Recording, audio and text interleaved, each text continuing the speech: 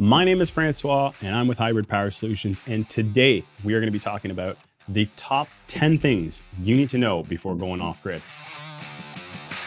First thing, talk to somebody before you do this. So talk to somebody who's already gone off grid. This is going to help you a lot. You're going to get a lot of valuable insight into the ins and outs of this, more than we can cover today. So try, if you can, if you know somebody, if you can make a phone call, try to do it. Get their opinion on the whole matter. That way, you know exactly what you're getting into.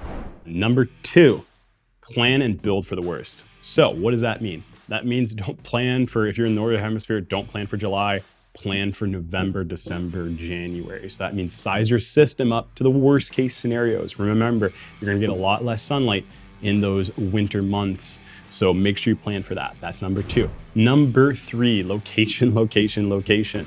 So especially if you're designing this as a DIY project, remember wherever you put your solar panels, it's gonna have a big impact on how much energy you're actually generating. A small branch can throw off your entire system if you don't have it designed properly or if it's in the wrong location. So remember that. Now, also, depending where you are in this world, you gotta make sure that it is pointing in the right angle.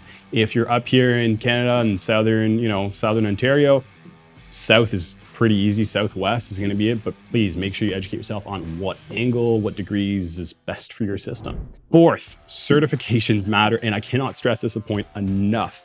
So certification, it could be UL, it could be CSA, it could be TUV. Make sure that these products that you're buying are certified. And remember, CE is not really a certification. It's super, super easy to get, and it's kind of a self-regulating system. So check for something a little bit more official. UL is a gold standard. CUL US if you're in Canada or North America, or CSA is a gold standard. This doesn't only mean that the product is safer. Remember that this also means that the quality of the product, the components that go in there are to a design standard that is a lot better. It means you're gonna get a quality product. So it's really quick tip. Make sure you got a great certification on the product. That's tip number 4. All right, number 5. So this is a job that is best left to the experts.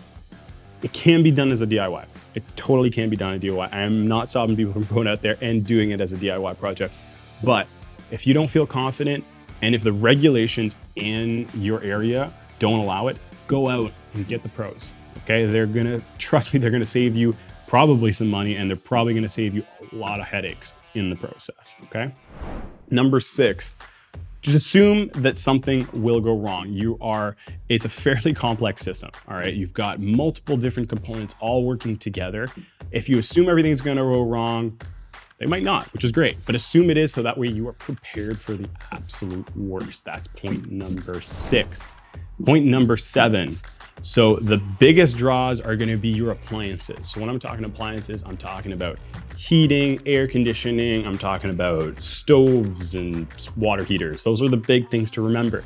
Those are gonna make a massive difference. I mean, we've got people calling us and going, well, hey, I've got 12 light bulbs and they're all LED. If you've got 6 or 12, it's not gonna make a big difference. What's gonna make a big difference is if you've got that water heater that's on all the time, you're running 2 loads of laundry and you're running the dryer at the same time.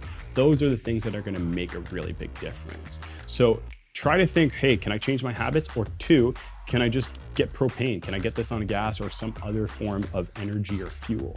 Those are gonna be really important things to think about. Number 8, some people don't like this, but even when you get a solar system and you're off the grid, you're gonna need a backup generator. If you want this thing to run 24 hours a day, 7 days a week, you're gonna have to get diesel, propane, or gasoline backup generator. It's an unfortunate nature, but there's always about a week or 2 in November where the sun just doesn't wanna come out and you just can't fill up those batteries, and overnight, your generator is gonna pop on. Now, nice thing is most systems, including the systems we sell, all have an automatic generator start. That means it's gonna start up your generator, it's gonna run it for a few hours, charge up those batteries, and shut itself completely off. You won't even know that happened. So that's a really, really good feature to look for as well. That's a bonus tip there. Point number 9, going off grid is probably not gonna save you any money. So that's something to be real about.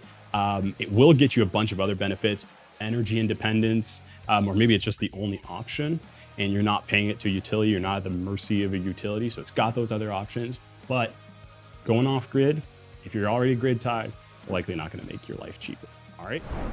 Last but not least, keep in mind that these systems are complex, right? You're gonna have to plan ahead for this. They are, to a certain degree, even the standard packages that we offer are tailored to a certain, they're tailored to your specific situation. You're going to go out there and you're, the installer, or if you're doing it yourself, you're going to have a system that's going to be like nobody else.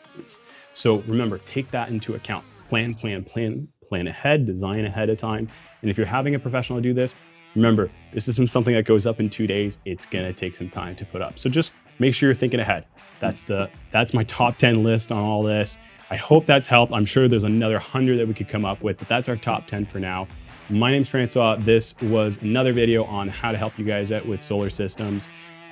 Make sure to like and subscribe. And if you want to get in touch with us, if you've got more questions or you're looking for a system yourself, just check out the description below. We've got all that contact information.